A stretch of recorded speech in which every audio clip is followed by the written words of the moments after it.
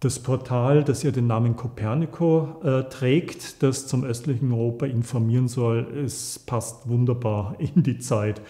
Wir haben gemerkt, die Fernsehberichterstattungen haben dazugelernt, aber Belarus ist sozusagen so ein Fall, wo wir sagen können, das hätte niemand geahnt, der nicht mehr über das Land und über die Gesamtsituation in der Region weiß, wo viel auch an kulturellen Botschaften mitschwingt.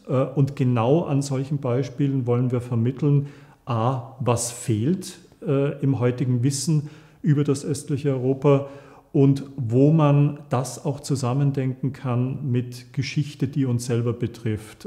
Die deutschen Spuren, die deutsche Vergangenheit im östlichen Europa ist ja teilweise von Austausch und dem Miteinander geprägt, aber vielfach auch von Dominanz bis hin zu Vernichtungs- und Expansionspolitik, etwa im Nationalsozialismus.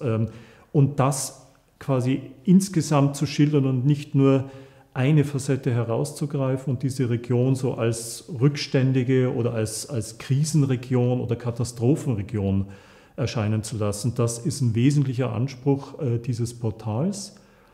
Der zweite Anspruch des Portals Copernico ist, zu zeigen, welche Vielfalt der Forschung und auch der Materialien zu dieser Region in Deutschland existiert. Wir haben, was die wenigsten wissen werden, eine ganze Breite von Einrichtungen in Deutschland, die sich mit dieser Region beschäftigen. Neben den USA ist Deutschland das Land mit den meisten Stellen, Einrichtungen und auch Universitätslehrstühlen, die speziell dazu arbeiten. Und dazu muss man wissen, dass das kulturelle Erbe ja eigentlich fast immer ein geteiltes Erbe ist. Die ehemaligen deutschen Regionen im östlichen Europa zählen genauso dazu wie Minderheiten oder Städtegemeinschaften, die das Deutsche lange als Sprache der Verständigung, auch des Protokollwesens genutzt haben. Wir haben eine ganze Reihe von ganz spannenden Migrationsfällen von Personen, die hin und her gewandert sind. Wir haben die Religionsflüchtlinge, die von Deutschland aus in die Region gezogen sind. Wir haben also eine ganz spannende und dichte Form der Vernetzung, des Verwobenseins mit diesen Regionen und auch des Austauschs und der Weitergabe von Formen. Auch die Nationalgeschichte der Regionen ist vielfach in Auseinandersetzung mit der deutschen Geschichte entstanden und lässt sich ohne diesen Faktor gar nicht erklären. Kurzum, wir wollen mit dem Portal Copernico vermitteln, wie eng das östliche Europa mit, sagen wir mal, dem deutschsprachigen Raum zusammenhängt, verwoben ist, welche Austauschverhältnisse hier stattgefunden haben, aber auch wie Konflikte bewertet werden können.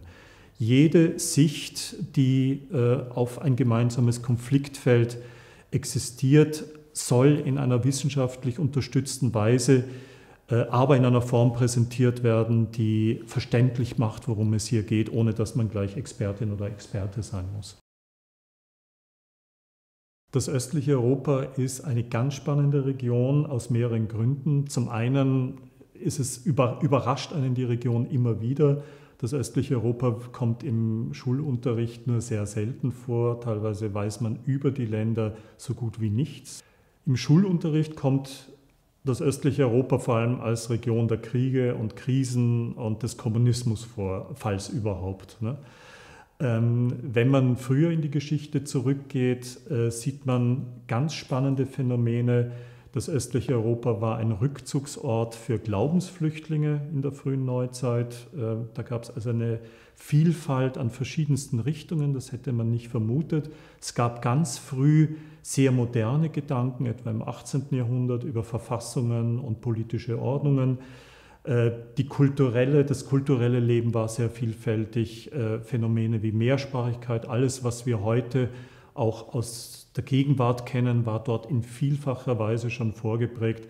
Also kurzum, es ist eine Region, die nicht so exotisch ist, wie es vielleicht scheint. Das östliche Europa ist in vielen Bereichen europäischer, als sich viele das denken, hat aber durch die besondere Entwicklung, die es genommen hat, uns auch sehr viel zu sagen.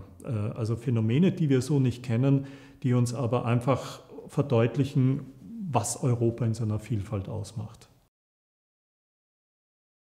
Also der Vorstellung, dass das östliche Europa per se eine rückständige Region ist, die immer in der historischen Entwicklung hinterherhinkt, lassen sich durch eine ganze Reihe von Ereignissen, Personen und Entwicklungen eigentlich mühelos aushebeln. Hier haben wir eine ganze Reihe von ganz spannenden Verfassungsentwicklungen, die dem vorgreifen, was in westlichen Ländern dann später durchgeführt worden ist. Ich nehme jetzt mal als Beispiel die Diskussion um die polnische Verfassung Ende des 18. Jahrhunderts, wo sehr weiterführende Vorstellungen entwickelt wurden, obwohl das Land bereits zwischen den Nachbarn geteilt wurde. Also wir haben oft Situationen, wo innovative Inseln in einer eher schwierigen geopolitischen Lage dann doch Ergebnisse erbringen, die für die gesamteuropäische oder auch die globale Geschichte hervorragend und bemerkenswert sind. Unsere Kolleginnen und Kollegen verstehen das kulturelle Erbe in der Regel als geteiltes Erbe. Das lässt sich nicht auf eine Nation oder eine Sprachgruppe oder irgendetwas anderes einhegen, sondern ist in komplexen Zusammenhängen entstanden, wo vielfältige Einflüsse, sei es deutsche, polnische, jüdische, litauische, was Sie da auch immer nehmen möchten, zusammenfließen und wo auch die Personen, die hinter dem kulturellen Erbe stehen, als Auftraggeber, als Künstlerinnen, Künstler, oft nicht eindeutig national zugeordnet werden können. Also hier ist es schon Teil auch der Wahrheitsfindung, möglichst mit einer offenen oder Mehrfachperspektive an das kulturelle Erbe heranzugehen, aber auch im Blick zu haben, welche Deutungen daran hängen, und zwar in ihrer historischen Entwicklung. Was natürlich hereinspielt, ist mit dem stärkeren Hang, national Dinge zu deuten, auch den Unterricht stärker an nationalen Perspektiven auszurichten, hier ein kleines Korrektiv auch anzubringen und zu sagen, das lässt sich national nicht einhegen. Kulturelles Erbe ist immer mehrschichtig, hat immer mehrere Urheber und ist entsprechend eigentlich das ideale Verbindungsglied, um sehr eingeschränkten Deutungen von Geschichte auch entgegenzuwirken, zu zeigen, dass einfache Botschaften nicht wirklich funktionieren, weil sie nicht den damaligen Tatsachen auch entsprechen.